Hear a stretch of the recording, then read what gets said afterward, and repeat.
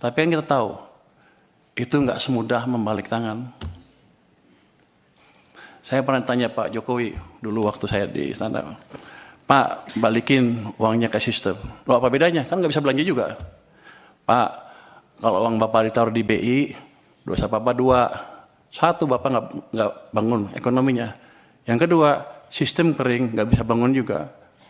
Jadi kalau balikin ke sistem perekonomian, ke bank, himbara misalnya, dosa Bapak tinggal satu, yaitu satu yang nggak bangun aja, tapi ekonominya bisa jalan.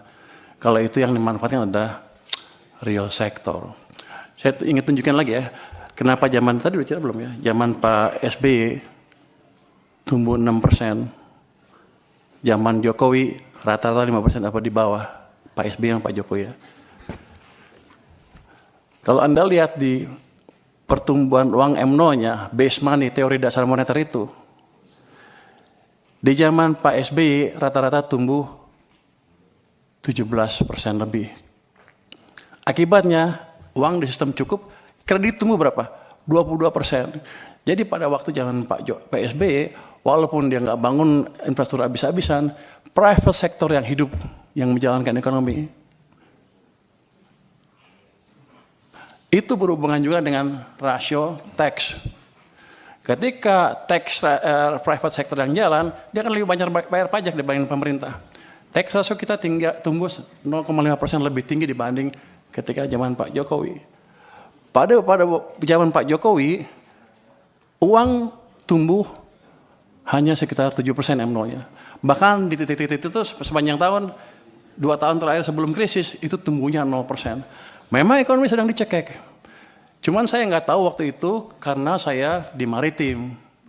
Jadi begitu 2020 saya diminta bantu, saya kaget. Pak, kenapa begini Pak? Bapak bangun apa-apa mati-mati pun nggak bisa. Karena mesin ekonomi kita pincang.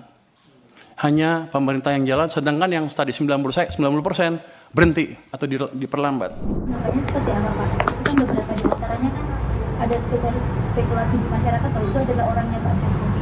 Seperti apa sih? Reshuffle kabinet, reshuffle menteri itu adalah hak prerogatif presiden. Kewenangan penuh dari Presiden Prabowo Subianto. Kalau Bu Mulyani itu kan sempat jual PJ dan menterinya Pak Jokowi. Sekarang diganti, optimisme Pak Jokowi dengan penggantinya seperti apa Pak Purbo? Bagus. Saya kenal baik dengan Pak Purbo. Sangat bagus dan mazhabnya memang berbeda dengan Bu Mulyani. Mazhab ekonominya beda dengan Bu Mulyani. Jadi kalau kita melihat dari respon pasar, respon masyarakat, saya kira kita lihat indeks harga saham gabungan juga kembali rebound, kembali naik, kemudian dolar terhadap rupiah juga melemah, rupiah menguasai dolar. Artinya pasar bisa menerima itu. Berarti nanti nggak berperan ke investasi di Indonesia? Ya tentu saja. Kalau pasar menerima artinya investor, aliran uang akan kembali masuk ke negara kita.